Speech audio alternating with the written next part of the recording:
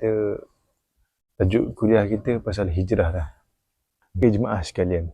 Hijrah itu bukan jalan yang senang ataupun bukan jalan yang mudah.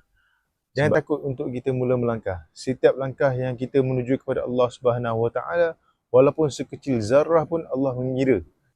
Okay, cukup sekadar itu. Kita tutup majlis ini dengan takbir kafarah dan suratul Asr. Okay, terima kasih datang kuliah Ustaz ni.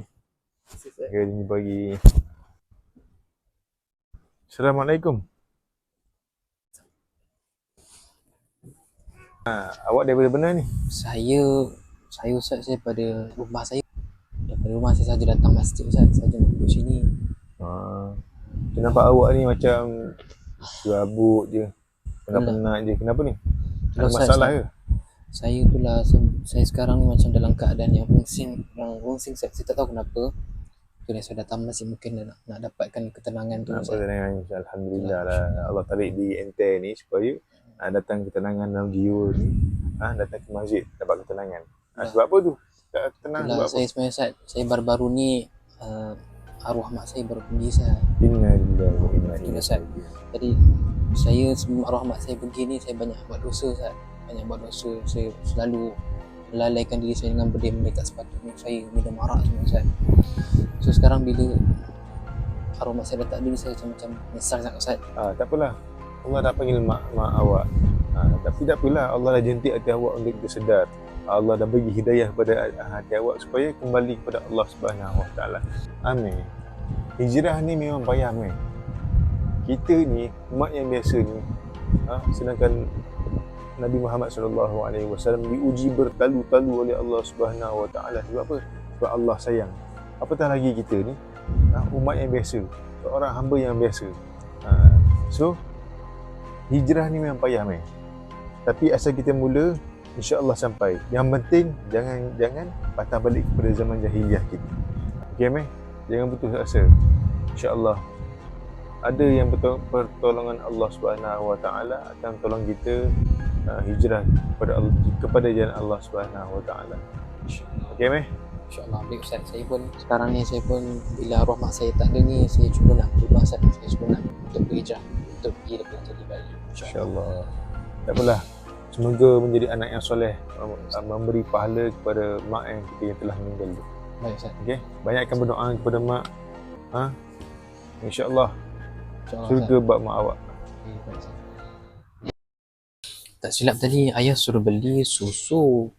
So kena cari yang murah, duit pun tak banyak. So bolehlah aku pergi cari yang murah sikit ke.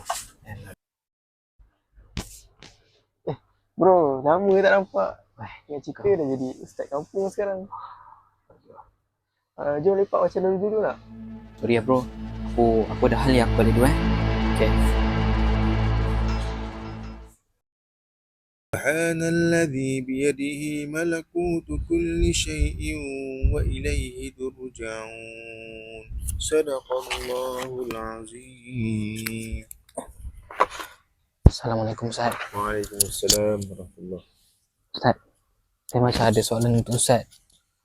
Mana kalau saya nak patah balik ke masa silam saya Ustaz? Saya macam nak patah balik sebab kawan-kawan saya dah viralkan balik video-video saya yang lama Ustaz. Macam mana Ustaz? Ini Ustaz tak gemar lah. Kenapa nak patah balik? Lagi kau melangkah ke arah kehadapan, insya-Allah, lagi itulah Allah akan bersama kau. Okay? Jangan putus asa. Jangan putus asa, insya-Allah. Hidup ni bukan tentang lari daripada kesilapan ataupun kisah silam kita. Tetapi letaklah kisah silam itu di belakang. Dengar tak? Dengar Ustaz. Pandanglah ke hadapan, insya-Allah kita akan jadi tenang buat selama-lamanya. Dapat tak apa yang Ustaz cakap hari ni? InsyaAllah Ustaz. Dengar hari ni punya, amalkan hari ni punya, dengar semalamnya ceramah, amalkan apa yang Ustaz cakap, okey? InsyaAllah Ustaz, boleh Ustaz. Bagus. InsyaAllah. Terima kasih Ustaz. InsyaAllah, istiqamah, buat baik. Ustaz.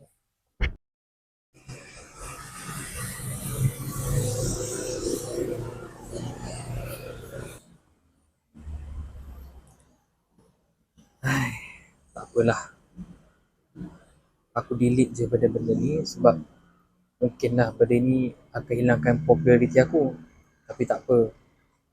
Mungkin aku rasa sekarang bila aku buat benda yang baik sekarang, aku rasa lebih tenang daripada sebelum ni. Zaman silam aku dengar benda macam ni tak sepatutnya ada. So aku rasa benda ni lebih tenang daripada dulu. So aku okay je. Alhamdulillah.